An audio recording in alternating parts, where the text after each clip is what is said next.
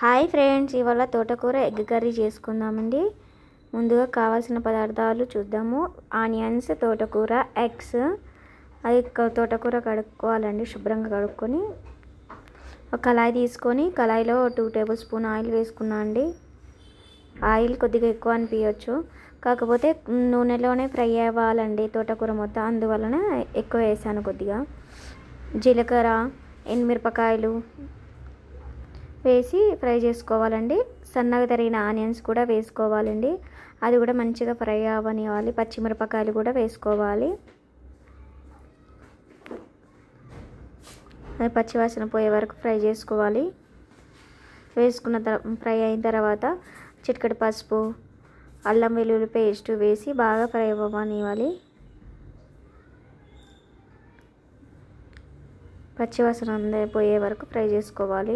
అల్లం వెల్లుల్లి పేస్ట్ వేస్తాం కదండి, ఎగ్ వేస్తాం కదా, కొద్దిగా అల్లం వెల్లుల్లి పేస్ట్ వేస్తే నీసు వాసన అనేది రాదు.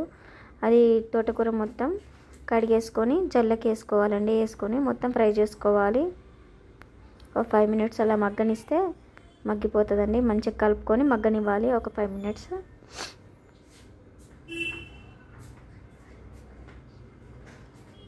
పచ్చివాసన పోయే వరకు ఫ్రై చేసుకోవాలి.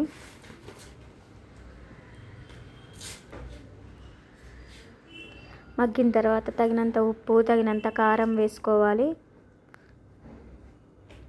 చపాతీలోకైనా బాగుంటుందండి. చపాతీలోకి, రైస్లోకైనా బాగుంటుంది టేస్ట్. మంచిగా వేసుకొని ఒక 5-10 మినిట్స్ కలుపుకున్న తర్వాత 5-10 మినిట్స్ మగ్గనివ్వాలి.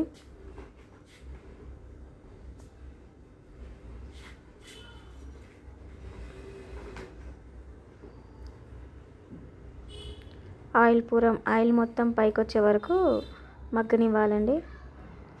మగ్గిన తర్వాత నేనైతే 3 ఎగ్స్ వేసుకున్నానండి. మీ ఇష్టం అది. మొత్తం మిక్స్ చేసుకోవాలంటే మిక్స్ చేసుకోవచ్చండి. నేను ఒక ఎగ్ మాత్రమే కలవకుండా చేశానండి, మిగతాది మొత్తం మిక్స్ చేశాను.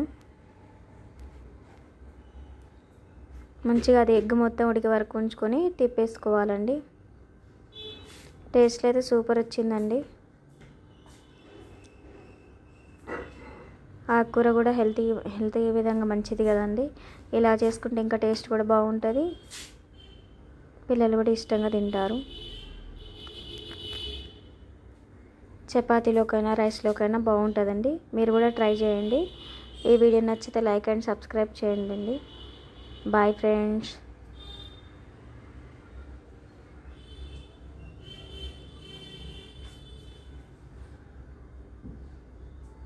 ఇలా